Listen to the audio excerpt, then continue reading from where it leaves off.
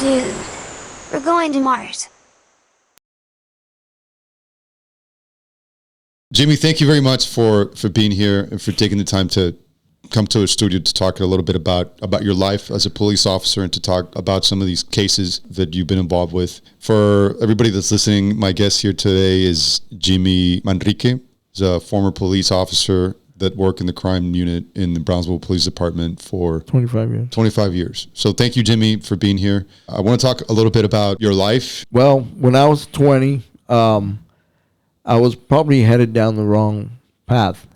So you never had any aspirations of becoming a police officer? I had a very bad outlook on police officers growing up in Los Fresnos. I think everybody at a young age does, right? So, we lived in the housing project in Los Fresnos, and we used to play on the streets a lot, play sports, and the police officer would come by and tell us we couldn't play on the street, get off the street. If I see you here, I'm going to go talk to your parents. And it was just like, man, why is he so mean to us? What do we do to him? Anyway, I never had... just busting chops. Yeah, and I was basically my father was a very abusive person towards my mom and us. And when we would call the police, they would always ask my mom, well, what did you do to make him mad? Or, we talked to him. He said, you fell down and you're trying to blame it on him. And they would leave and do nothing. And he would just sit there and laugh at us for calling the police. Wow. So my friends... Never had a positive view of the police? Never. Yeah. Never. The fact that I became a police officer is... for some, it's like, I want to save the world. I want to help people. I want to do that. I guess my take was that I could be a really good police officer at that time. The reason I got in was because of friends that had already become police officers. So that's basically how friends that you grew up with? I guess it was really a constable from Los Fresnos, and he kind of took me under his wing. Okay. Saw that I graduated from high school, and I had the potential of going the wrong way. Right. And he kind of took me under his wing and rode around, and they sponsored me through the police academy. Yeah. And then right after the police academy, I went to work for La Feria Police Department. Okay. And that was an experience too, because when I got there, the chief was under indictment for federal charges, and it was only like a 3-4 man police department. It was a 1-man unit, a day, evening. So you were in charge of the whole town, basically. Like if you were there, if you were a police officer, you were by yourself. Was there a lot of crime in La Feria? There was, because at that time, there was a lot of street gang violence between, teens and high teens. Yeah. Between Harlingen and Mercedes. La Feria was the middle ground for them to have their rumbles and fights. And, of course, the border is right there. So there was a lot of drug running, illegals running through there, and a lot of fighting. And plus, for a little city, a little town, we had like 5 cantinas inside the city limits. Quite a learning experience that you had there as a rookie. So how long were you there at La Feria? I was there 5.5 years before I moved to Brownsville. Took the test, civil service exam, and passed it. And were you like, okay, I don't want to be here in La Feria anymore, and I want to move to Brownsville, or how did that transition go? It was higher pay, more benefits. Right. I was a newlywed. Yeah. And, I had a kid on the way too, so it was like important for me to find work or police work where they had some good benefits. In Brownsville, I had amazing benefits compared to the little city where I was working. So when you started in Brownsville, you started just as a patrol officer? I was a patrol officer for about 10, 11 months, and then I got kicked up to the detective division because of my experience with La Feria. Yeah. When I quit in La Feria, I was a lieutenant.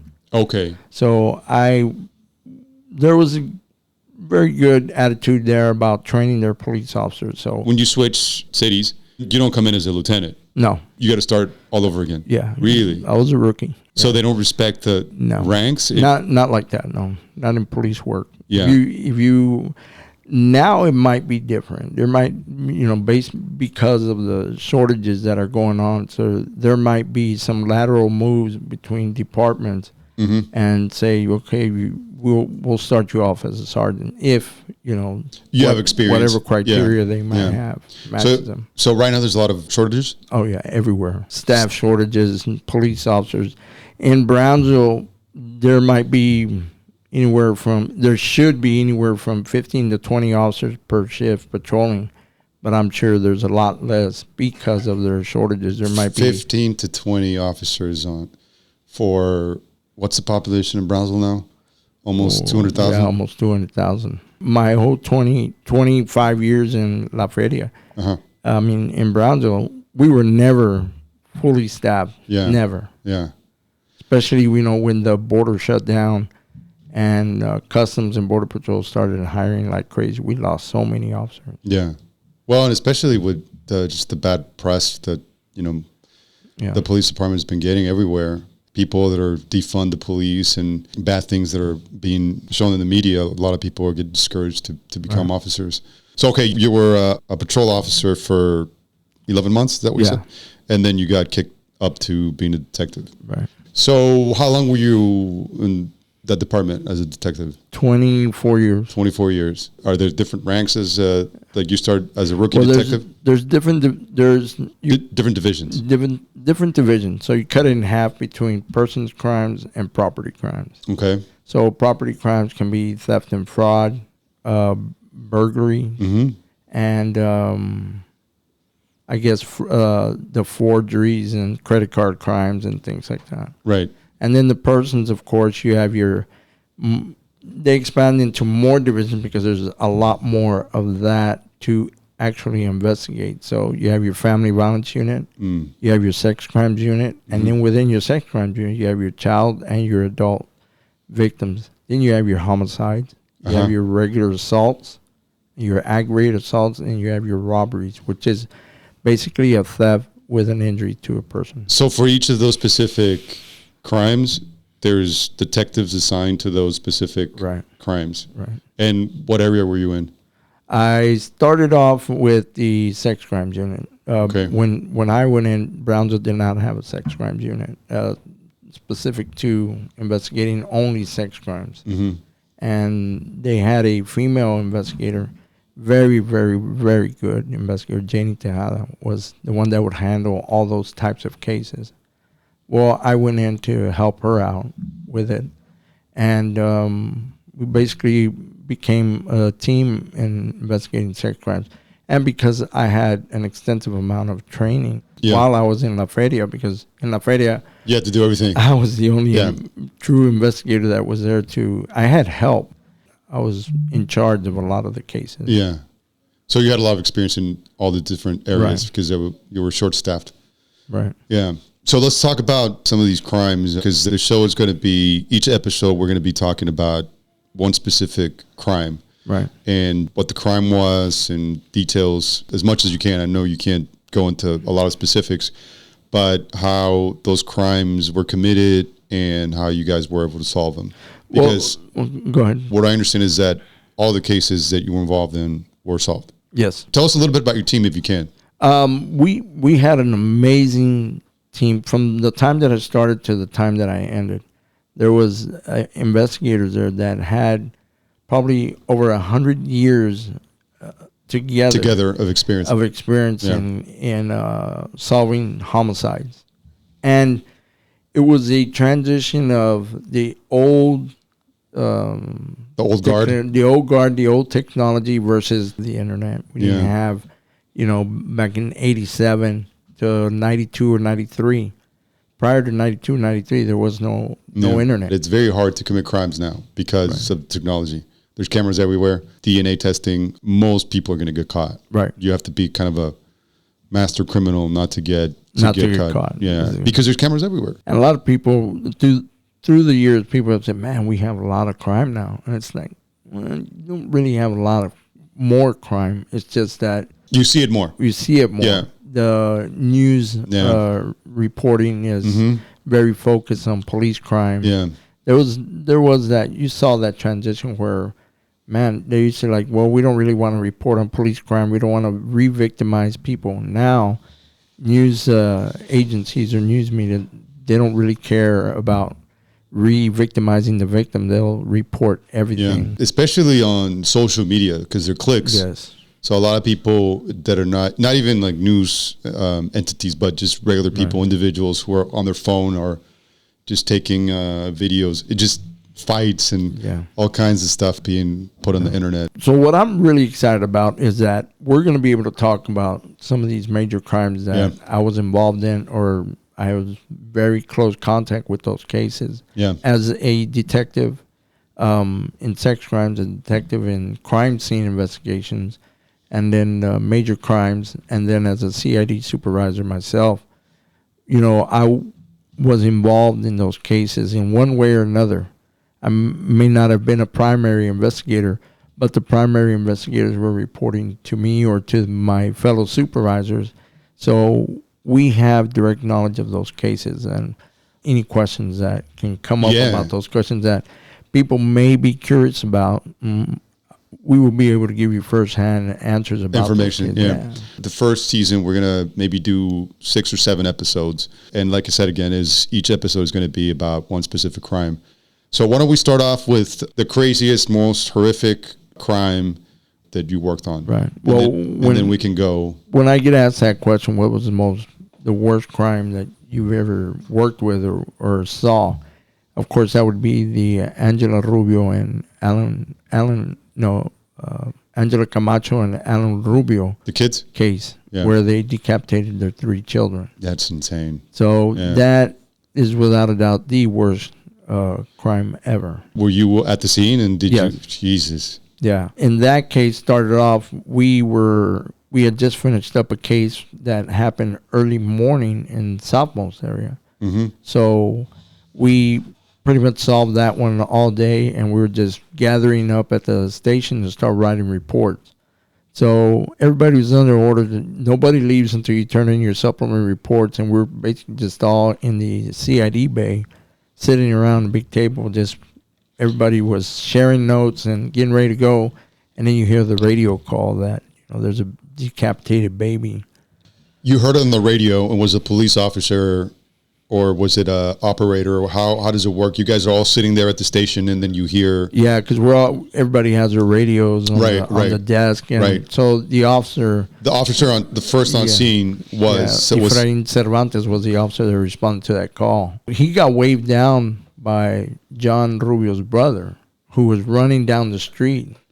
So that officer was actually sent to a wrong location. So when he was making the turnaround, John Rubio's brother waved him down and told him, "Hey, there's something going on at my brother's house." It was close to the police station too, right? It was just blocks right across the street from the Boys and Girls Club. Yeah. So the officer, when he gets off, he was like, "Comp Center, I'm getting off here." And he said the address on Polk, and he said, "I don't know what I have." Do you remember the sound of his voice? It was panic. Panic. I can't imagine. But he didn't really know what was going on yet, right? No. Inside. No, he had no idea, because he actually told, or else he would have done something else. But it's unbelievable when they tell you the baby doesn't have a head. So this police officer, that's what he said on the radio? Decapitated baby, get CID over here. Jesus Christ. So when he said that, I don't know what I have. Well, of course, you have all the, us knowing each other. Man, that guy doesn't ever know what he has, right? But we're just kind of joking around with the radio. And then when he comes out with that voice, and it wasn't a voice of panic, it was more of a voice of shock, right? He couldn't believe what he had just saw. Maybe it was, maybe it wasn't, but there's a baby on the bed without a head. And you can tell his voice. Yeah. So we all leave and go there. It takes us less than 2 minutes to get to the scene. And they're basically just sitting on the sofa, John Allen and Angela. As soon as you walk in, they had just showered, wet hair, and nothing happened. Like they're back there. Wow. We'll be able to talk more about that with these kind of stories, but it was unbelievable what we went through in that case. Real fast, because I have so many questions regarding that crime, but that's a whole episode. Yes. What was their motive? Or what was their explanation? The kids had been taken away from them by CPS. Okay. How old were the kids? 3, I believe, like 18 months, and then 2 or 3 months old, the baby. So CPS had taken the kids away and handed them over to Angela's family in Los Fresnos. Okay. She was from Los Fresnos. So at that time when that happened, they were already at a deadline where either John had to be clean from drugs, Angela had to be doing something productive and with the kids, and he had to have some sort of income coming in. Well, something was going to happen that day where the kids were going to be taken away. So he didn't want that to happen, and she didn't want that to happen either. So the primary investigators have direct knowledge of what exactly their thought process was. At first, they both kind of made up a story that the kids were possessed. That the kids were possessed. So he had to, like, the saying, you cut the head, and everything else is okay. So that was his reasoning behind that in the beginning. But after that, kind of realized that it was nothing like that. He just wanted to kill him.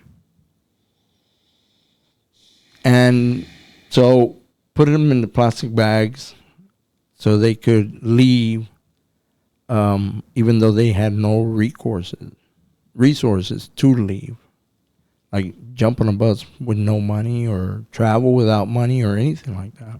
They weren't even freaking out, or they're just normal, just talking? Yeah. Were they on drugs? No. He was a marijuana addict, but he had no money for drugs. Yeah. He was described as a male prostitute, bisexual, living with his prostitute mom and a transvestite boyfriend, girlfriend, and Angela, with the 3 kids. They all lived in that house, but they weren't there. It was just a couple. It was just John and Angela and the kids. And, you have to appreciate what the officers went through at that time, and myself included. When you open up a bag and there's 2 dead bodies in there, 2 babies with their heads cut off. It's something that you'll never forget, number one, and that it's real. Like, this actually happened. Do you ever have nightmares? Oh, yes. I can imagine. You just think about it. Yeah. About what you went through, what happened, and you can pretty much relive the whole case in one night. And when you think about something like that, and we've all been there, we all go through that. There's no way either one of us can forget cases like that. I think a lot of people don't realize what police officers go through, right? Because you see all these videos on the internet where people are getting pulled over and they're given, some police officers could be difficult, but for the most part, interactions with police officers are good interactions. When you're driving around and you get pulled over, you don't know if a police officer is coming from a situation that you went through. And then you're given that police officer attitude. You don't know where they're coming from. Right. They could be coming from a crime scene where these babies were decapitated. Right. And what state of mind is this police officer? And then you're giving a police officer attitude because he stopped you for not wearing a seatbelt or whatever. I think when in that case, it makes sense, because when Cervantes found the baby, the baby was basically on the bed with a new diaper with like 50 stab wounds on its body, without a head.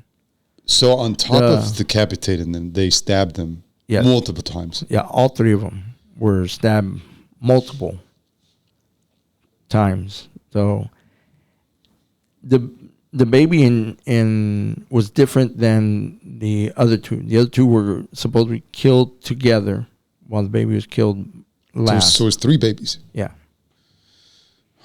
So, and when I saw it, it was almost unreal because, he had been in mop water or with a lot of Clorox. So, of course, there was a lot of bleaching. And these are the kind of things that, us as investigators that worked that case remember. Can imagine. I mean, I'm just getting chills listening to you. Yeah. Okay, well, let's move on to the second episode. First episode, we're going to talk about that crime. Real fast, what happened, or should we wait? Because it might be a spoiler alert, right? Yeah. If we talk about what happened to the couple. To Angela and John. Let's wait. We'll keep it as a cliffhanger. Yeah. For the first episode. Yeah, it's good. But oh man, I can't imagine. I mean, how much anger did you guys have? You revert to a certain mode of, it's almost like a mode of survival or the fittest. Yeah. Who's going to blink first? You are or John is. Yeah. And our goal, of course, is to get him convicted. Right. Get enough evidence for him to be convicted. So interviewing him, you have to be straight, Yeah. you have to be clear, and you have to be focused. So Thomas Clipper and Sam Lewis, who were the two investigators that interviewed both Angela and John. I was the camera operator with both of them. Yeah. When we recorded his interview. And to watch him describe the manner and how he killed them, it's unreal. Yeah. It's unreal on his thought process of why he felt he had to do it versus the reality of what really happened. Yeah. So. Oh man. Okay, well, let's move on. All right. The second worst crime. There was one, and it's not where there was a lot of investigative skills, but the violence and the amount of violence that went into that case was a case where this man on Thanksgiving Day or Thanksgiving night decided that, or the wife told him that she wanted to leave, that he wasn't able to support her anymore, and she was going to go back to Mexico with her family. So at that point, he decided he needed to kill her and his 9-year-old son. So he basically killed his son with a hammer. With a hammer. A claw hammer and a knife. And, how we got the call on that one was call 911. He said there's been a murder or there's been a homicide and the murderer or the suspect is still in the house. And he hung up. So the officers that responded, and I was a crime scene investigator at that time, and we're just waiting to go home and eat Thanksgiving dinner and get through your shift, 8 to 5, get through your shift and go home and enjoy Thanksgiving with your family. Mm-hmm. So it was really a day that was just chill. There's none of the major stores are open. Thanksgiving. Everybody's home enjoying their family and their food. And then you get this call where, the officer gets the call. The sergeant tells him, okay, stand by, wait for your backup. He gets there and he gets confronted by this guy who's waiting inside with a large knife. So he goes after one officer, goes after a second officer with, ready to stab him. And then other officers get there and he's shot and killed in the apartment complex where it happened. Was the son inside the apartment? Yes. And what about the wife? The wife was too. As well? But she was dead too. He killed both of them. Man. He killed his kid with a hammer. With a hammer. And then he went after the wife. And, there's evidence all over the apartment of what kind of struggle they went through. It's known as the Thanksgiving Day homicide. That's basically how we can remember it. How long ago was this? 2001, 2002. Okay. Yeah. More than 20 years ago.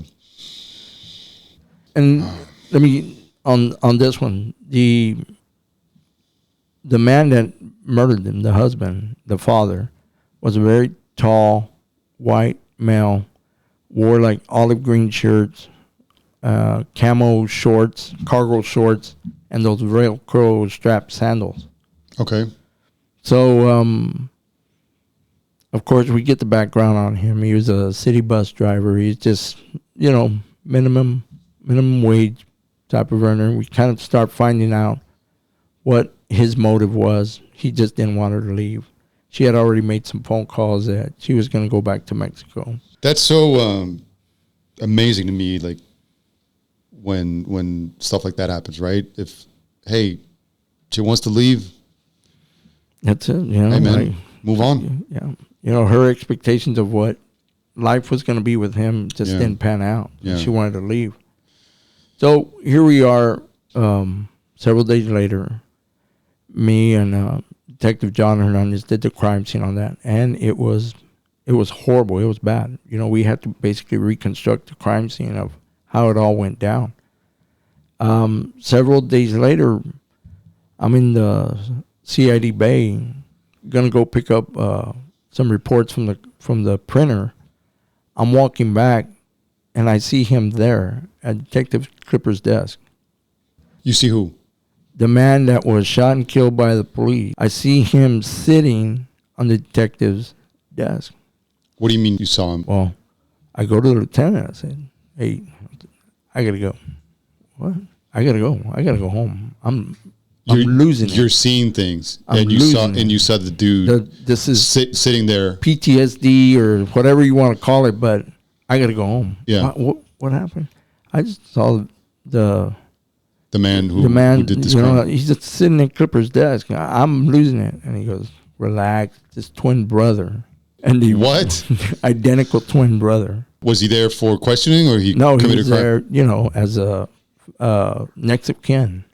Okay. And we're basically getting a statement. And you didn't know it was his twin brother, and you just turned around and I was carrying the paper, and I looked, and there he is, and I just keep walking, and I go straight to Lieutenant Etheridge, and it was like, I'm losing it. Yeah. I gotta go. And he wore the same type of clothes: olive green shirt, camo shorts with the strap. You look exactly the same, dressed the same. Yeah. Jesus. Oh man. Okay, so that's another horrible crime. Yeah. I just can't imagine killing your kid, man. It's just with a hammer. With a hammer. I mean, Jesus Christ. Yeah. It's it seems like these cases, the perpetrators were there. A lot of the evidence pointed to these guys, right? So it was as easy to gather the evidence and convict these guys. Was there a case where you actually didn't have a suspect and you had to go in there and really do some hardcore investigation? Well, there was one that I recall, and that one was, again, it was investigated by Detective Clipper and Sam Lucio, and it was a Brownsville teacher that was reportedly killed in the streets of Matamoros. And the Mexican police were the ones that contacted us. This is the one that we talked about the other day. Yeah. Yeah. Okay. It's basically Gloria Manzanares that was killed by Norberto Manzanares in Brownsville. And that was an opportunity for him to kill his wife and blame it on the Mexico crime in Matamoros. Yeah. The street crimes that were going on in Matamoros. We talked about this a little bit, but why don't you tell the listeners what the crime was? Well, basically, this was a homicide that was reported by the Mexican police when we got the call that morning, was that a Brownsville teacher was... Let's back up a little bit for those people, because we might have some listeners that are not from this area. So why don't we give the listeners a geographic background about where our area is and how close we are to the Mexican border and to our counterpart city, Matamoros. Sure. Brownsville is at the southernmost tip of Texas. So they say the only thing more south than us is Key West. But we're at the southern tip of Texas. Right across our border is a city with millions of people, Matamoros, Tamaulipas, in Mexico. Home of the Gulf Cartel. Yes. Gulf Cartel, the Zetas, but original home of the Gulf Cartel. Yeah. So there was a lot of street crime at that time because there's a lot of fighting between the Zetas and the Gulf Cartel. Yeah. And so there's a lot of crime against innocent people. Mm-hmm. So this was an opportune time for him to blame the death of his wife on a group of people that basically carjacked him, kidnapped him, took his wife in the car with him, and basically strangled her with a plastic bag. And once they released, he took her to a clinic in Matamoros. And that clinic, upon interview, they said, hey, she was already in full rigor. She was already in rigor is when the body becomes stiff after death. So it's a post-mortem condition that happens. Why don't we talk a little bit about where this guy's state of mind was, right? And talk about the motive and how he asked for some money from the family and then took him to dinner. The backstory, which we found out, was that their home had been repossessed by the banks or the mortgage company. They defaulted on their mortgage. They took over the bank. They actually sold the bank to a bank. Mm-hmm. Sold the home to a bank. Then the bank already had like full ownership of it. That day that the homicide happened was their last day in that house. They were supposed to be evicted by a constable's office or a sheriff's office. So when we get the call that this has happened over there, we get a team of investigators, myself included, and cross him into Matamoros to go find out what exactly happened. So you get a call from the Mexican police? Yes. We had a great working relationship. We had already worked on some... A lot of the criminals or a lot of crimes that are committed here, then people escape to the Mexican side. And then when you have to pursue a fugitive, then you have your counterparts on the Mexican side. Yeah. Okay. So you're at your office and you get a phone call from your Mexican counterpart and say, hey, we have an American citizen's body over here. What's the protocol of you guys going over there? You can't take your weapons, right? We can't take our weapons. Of course, we take a certain amount of equipment that we might need for processing, whether it's a vehicle, a person, or anything like that would help in the case, and if they would allow us. So we didn't know exactly how it would work, but we were going to go over there to try to see what we could do. So you guys drive in your vehicles? Yes. And then you were met by the police on the bridge? No, we drive to their... You drive to the actual police station? To their office. Okay, so you get there, and they tell you, hey, we have this body. Right, and then we're told that the body is at the morgue. Mm-hmm. And so we're at that point, we want to stop what they're trying to do. They were getting ready to perform an autopsy. So we didn't... First, even though we didn't know where it happened, the story was already wasn't making sense. You knew right away there was something fishy. Right. Yeah. At that point in time, they sent investigators to their house on Havana Street. Okay, because they identified the woman, and this is the woman, and you guys sent your people to their house. Okay. So he's there. The husband. He's at the house. So they kind of bring him to the station and they start questioning him as to what happened. Mm-hmm. And as time and the interview rolls on, it's just still is not making sense about what happened. And the investigators are going to do a great job in describing the interview with him. But as we get rolling with the procedures of identifying her and documenting the injuries that are on her body, he said she was strangled, but we're trying to find evidence on her that would indicate that he had done it, or somebody had done it, somebody else, or how it all happened. Yeah. So, but right doing away that over there was very strange, because you practically have an audience of police officers and different people that want to see how we do things versus how they do things. Oh, really? So they Yeah. were observing you guys to see Right. how you guys were solving the crimes. Right. So when you brought this guy in, automatically you guys were suspecting this guy like had something to do with it because his story wasn't making any sense. Right. His story wasn't making sense as to how it happened in Matamoros, how he described the carjacking versus, well, you're driving a van, with, car seats for children. Yeah. And it's a husband and wife. And, it just didn't make sense how somebody would The whole story expose just didn't make themselves sense.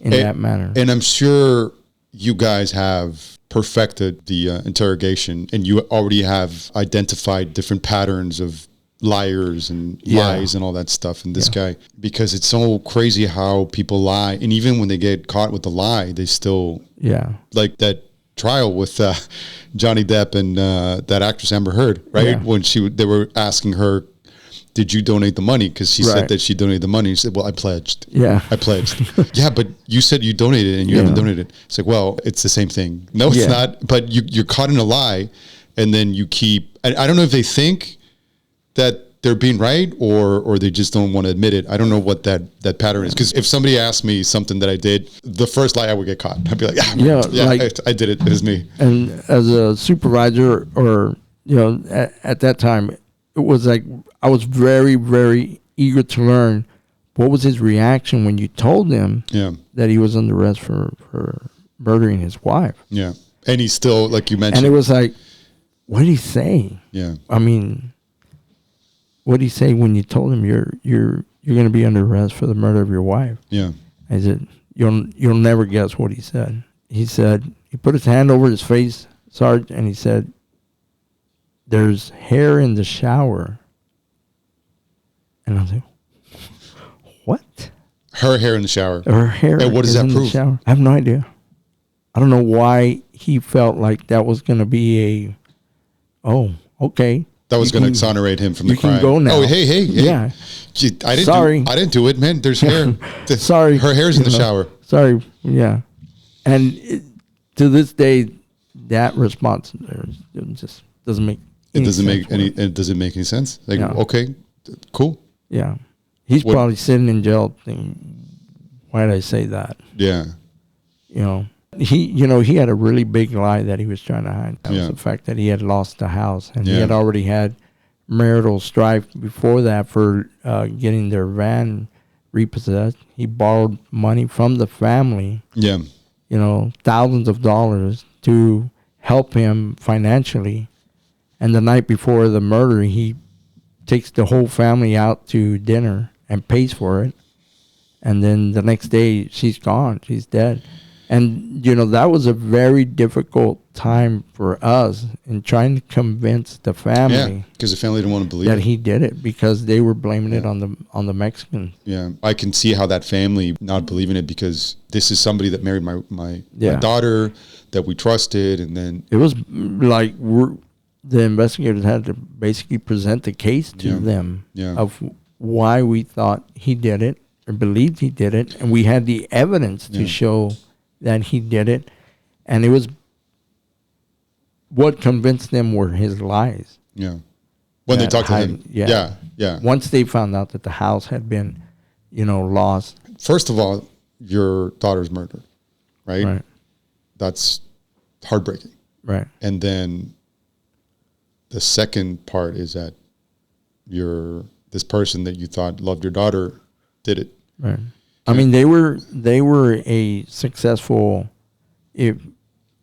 couple. She was a Brownsville ISD teacher. Yeah.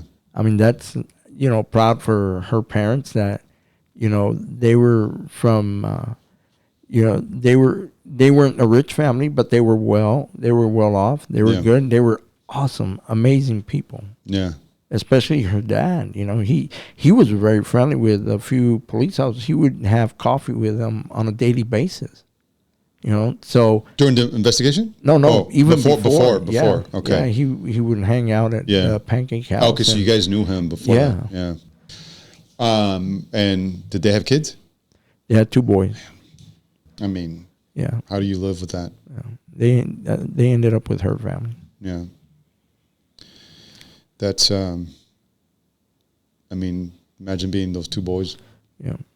And living with But them. the detectives will have some really insightful things to say Yeah. about that case. That was one of the first trials, successful trials, that the Cameron County tried, where we had to bring in Mexican law enforcement to testify on the state's behalf and be confronted by the defense attorney. So the defense attorney was Noe Garza. questioning these police officers from Mexico. Yes. And It was contentious. really, Yeah. because the defense attorney was really pressing them, saying, "Hey, Yeah. these guys are lying and this and this." Or, Yeah, and of course he's at one point he is, which, you know, that's a strategy. yeah, Which is, if you're the jury, and you're cross-examining the witness, who is a Mexican police officer, who has a propensity as a group to be corrupt. yeah. So he attacked them in that manner, and it wasn't pretty. I can't wait to hear the what happened there in the testimony that the Mexican police officers had. Yeah. Yeah. Oh man. Okay. Let's go on the fourth one. I remember you talking a while back ago about there was a hit on a very large man. They were gonna take him back to, I think, Nuevo Laredo on a boat. He was taken from a restaurant. He was too big and he fought, so they had to shoot him in the car. Right. He was basically shot in Brownsville. Okay. And by the time they crossed him over, he was already dead. Yeah. But they took him to Rio Bravo. But what was the backstory on that? Who was this guy and who were the guys that came? I believe he was a gang member, prison gang member, and there was a struggle, and there was a hit put on him that they had to carry out. Okay. So he overpowered the shooter. So the only thing the shooter had was to just shoot, and he ended up shooting him in the leg. Okay. And the bullet ran down his leg, and it went through his artery, and just he bled out, basically. What I heard, or what I remember, is that they were going to kidnap him and then take him to Mexico. Take right? him to Mexico and have him sign over a deed to his ranch. Okay. So that's where they went, but I think they were just too late to do that. How did it go down? They picked him up. Of course they're like the mafia is. They all know each other. You know, once they hit or whatever it is. So this guy knew these guys. Right. Okay. He knew who they were. But you know, this is another case where, you know, the investigators had to do the work to find out who actually was in that truck and find out who were the last contacts, and then interviews to where I guess there was a lot of fear in who he was and his status in the gang. Yeah. And but for me, I was involved because I was a crime scene investigator. So I had to go with another investigator to Rio Bravo, to the morgue where he was at. Okay. And at that point, that we had to go from Matamoros to Rio Bravo, the same highway where the two the customs officers were shot and killed, in that same highway. So anybody that traveled that highway had the possibility of getting stopped and, you know, assaulted by gang members from the cartel or the Zetas. Remind me again, who were the two Border Patrol officers? Jaime Zapata. Jaime Zapata, yeah. And I remember that. Who the other one, but Jaime Zapata was the one that was killed. Yeah, I remember that case. So I was not comfortable the entire time over there, because we had to meet with the Comandante, who had a nickname of El Tigre. El Tigre? Yeah. That's a good nickname. So all his photographs in his office were of him holding a tiger? Really? That's why they call him the tiger? He had tigers, and of course he looked like he was a pretty bad dude. Yeah. You know. Well, you kind of have to, right? AK-47s and AK-47 pictures and all sorts of weapons. And he was a Comandante in Rio Bravo? In Rio Bravo. Yeah. I mean, Rio Bravo, you got to be... Yeah. You got to be a tough dude to be part of that crew. Yeah, me and the investigator that went over there, we were nervous the entire time. I'm sure. Yeah, especially if you have no weapons. And yeah, were you escorted by the Mexican police, or did you? No, really? No, we weren't.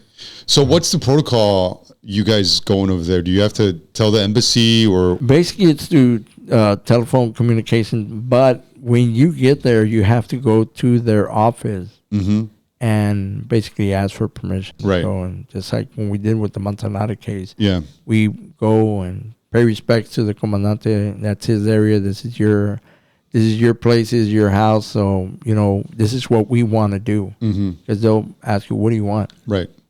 And we basically have told them, and like the comandante in Rio Bravo, basically told him, well, we want to see the body. We want to take pictures. Yeah. And he, like, I'll think about it. Like, let's go eat tacos. Really? Yeah. We went to go eat tacos. And yeah, you just socialize a little bit. And then, so when there's an American citizen killed in this area, you guys go over there. Yes. Yeah. The most recent one when I started my police work and in a case like that, major case, was the Mark Kilroy case. Yeah, that's another one that we should talk about. Yeah. Yeah. Because I think it was 11 or 12 when that happened. I don't remember exactly, or I didn't know what was going on because I was a kid. But I do remember that because I grew up in Matamoros.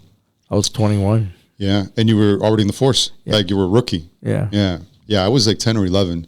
I just remember that my dad's friend, who was a cop, he used to pick us up at my house and then drive us to school and pick us up from school and take us to the house. And we weren't allowed to do anything. And we didn't know why. It's like, hey, why can't we go out and play with our friends on the street? And then we just weren't allowed. It was weird. Yeah. But I didn't know what was going on, so I wasn't scared at all. But I just remember the tension of everybody being very on edge. Yeah. Yeah. For people that don't know, maybe these youngsters that weren't around, it was a very prominent, horrific crime that happened across with an American citizen called Mark Kilroy. Mark Kilroy was a University of Texas student. And they used, back then, everybody went to Matamoros. Yeah. You're a college kid, spring breaking, you had to make it to Matamoros. High schoolers, juniors, seniors, whatever, would go to Matamoros and party and come back. But back then it was open border. Yeah. It really wasn't what there is today at all. It was fairly easy. You know, if you wanted to have a good time and go and get drunk in Matamoros, you could do it. Yeah. Without any problems. But the city was very safe. Yeah. When I was growing up there.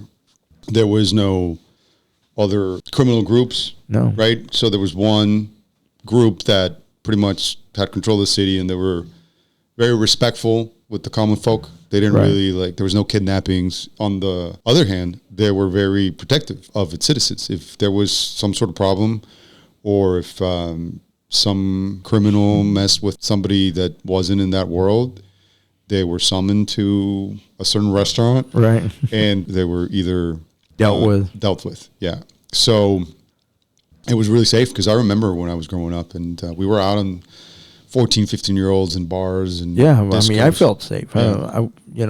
I would go there as often as I could with my friends, and we never had any problems like that. I mean, there was a big fight that we were involved in at Garcia's. Yeah, there was always fights. Nothing that, even after that or before that we had. There was always fights, and there was always tensions between groups. There was a really famous shootout at Los Sombreros. Oh, yeah. I was a kid, and actually Edgar was there. Yeah, tells me the story about how he was outside, and he used to go, him and his friends used to go, well, everybody used to go there, right? Yeah. There was somebody that was shot there and killed. But other than that, I don't remember any shootings or anything. When we were growing up, there was always tension, but it was like we call peleas de huercos, right? Yeah. Like your friends against these other dudes. Yeah. But nothing like it is right now, right? It was really safe. So, and that was really when Mark Kilroy case happened. That was really the first time where, you had some empty restaurants, empty clubs. Yeah. Because basically, the parents were, do you go? Mm-hmm. Well, yeah. Well, no more. Yeah. You're not going anymore. So a lot of our friends got grounded from going to Matamoros. It destroyed the whole city because a big part of the economy was spring break. Right. Because La Avenida Álvaro Obregón was full of bars, restaurants, and then you had people selling tacos and hot dogs. It was a boom, and it went on for months, right? Because different spring breaks, different parts of the U.S. It was crazy.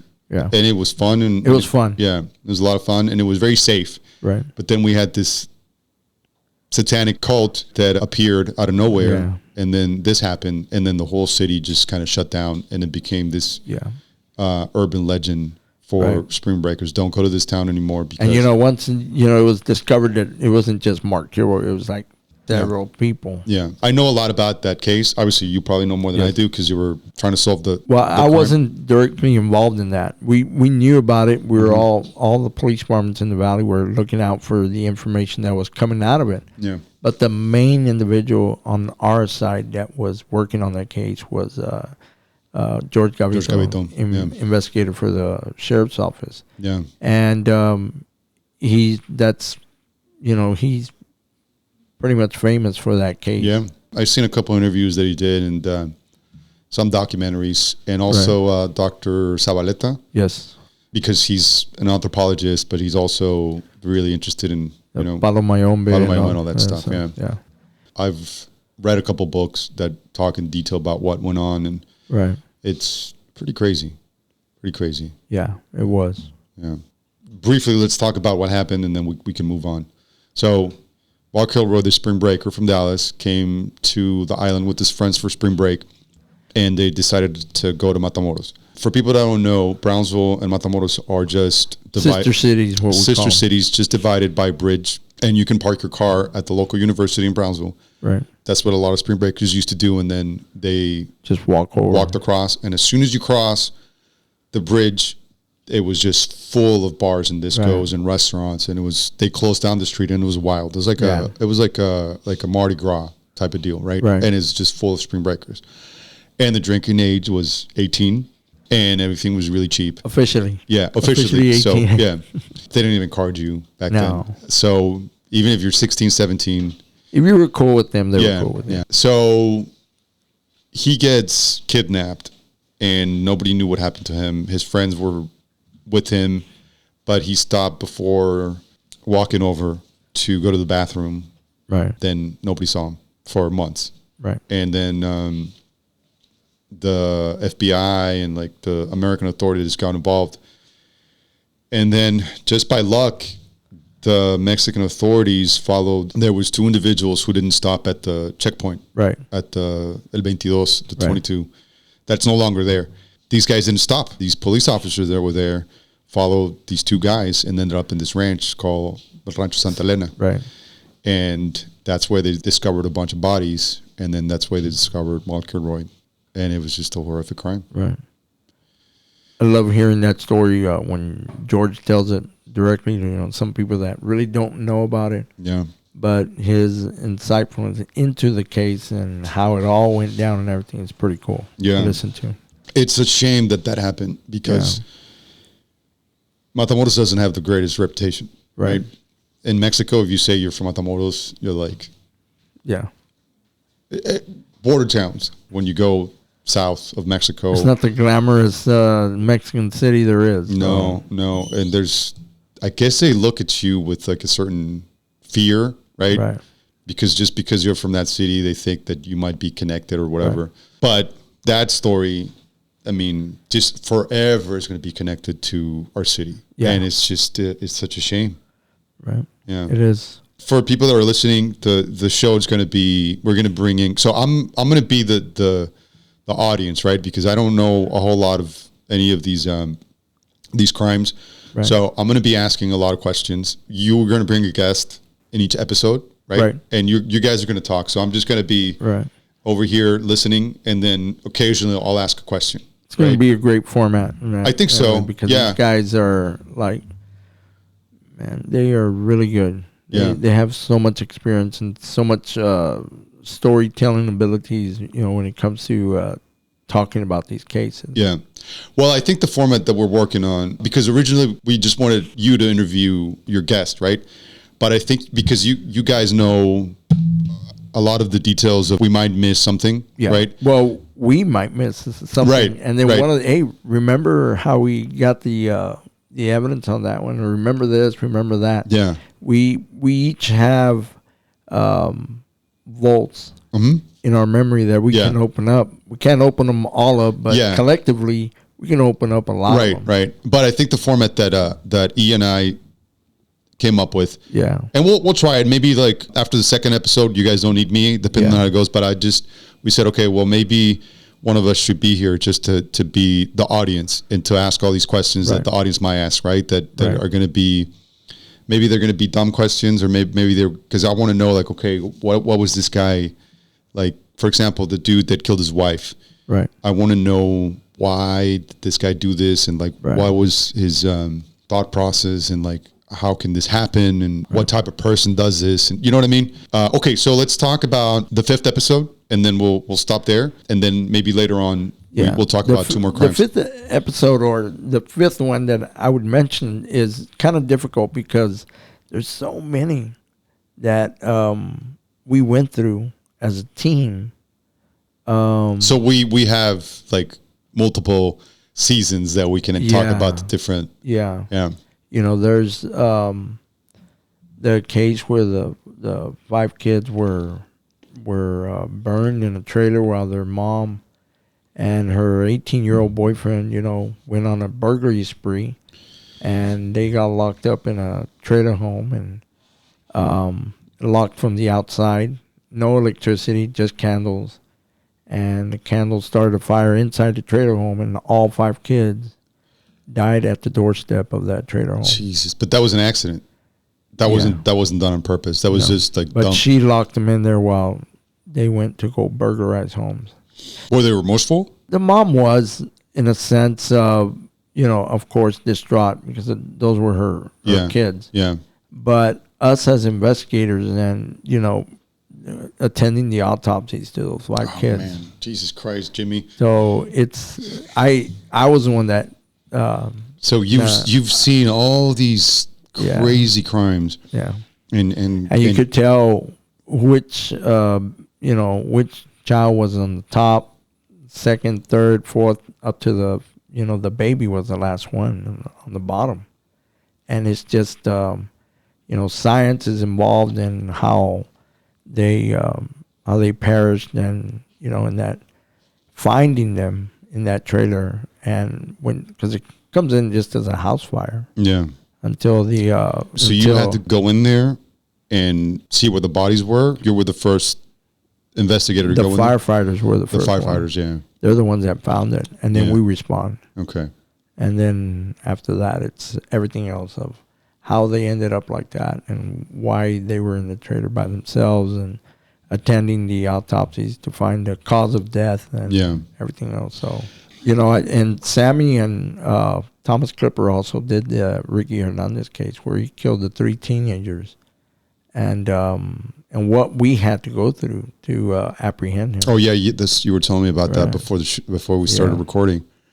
Yeah, they investigated that crime too. Man, it's just I can't imagine how much horrible stuff you've seen. Sometimes people are just dumb, right?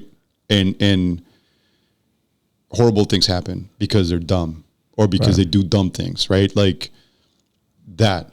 Leave 5 kids in a trailer park and you leave a candle in there, right? I don't know, because I don't know what happened, but that doesn't seem like it was done on purpose, right? That was just a dumb thing, right? Like people leaving their kid in the car. Bad decision. Yeah, leaving a baby in the car, right? Yeah, we had a couple that got intoxicated, had left their baby with a neighbor or a relative that lived close to them. Yeah. So they went and picked up, and they said they had a choice of taking the baby or leaving the baby there where she was at, or no, but we don't want to wake up early. We want to just take the baby right now. So they put the baby in the back seat. Baby's still asleep. And they forgot. They go inside. They forget the kid. They go inside to have fun. Yeah. by themselves. We'll come back and get the baby. Oh no! They forgot. So, but they knew they left it there. Yeah, they forgot, and they left the baby all night, all day. Yeah. And it was horrific in the sense where what we saw, what happened inside that vehicle, was a very slow death. Yeah.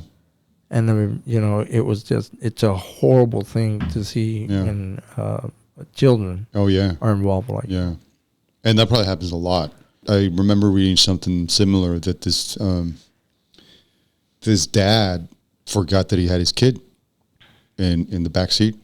I mean, I don't know how you forget, but who knows what people were thinking, how much stress they're in, like you have to go to work, whatever it is, right? Kid died, and now this guy's, this. And, for us, it's like, especially when it's an accident. Yeah.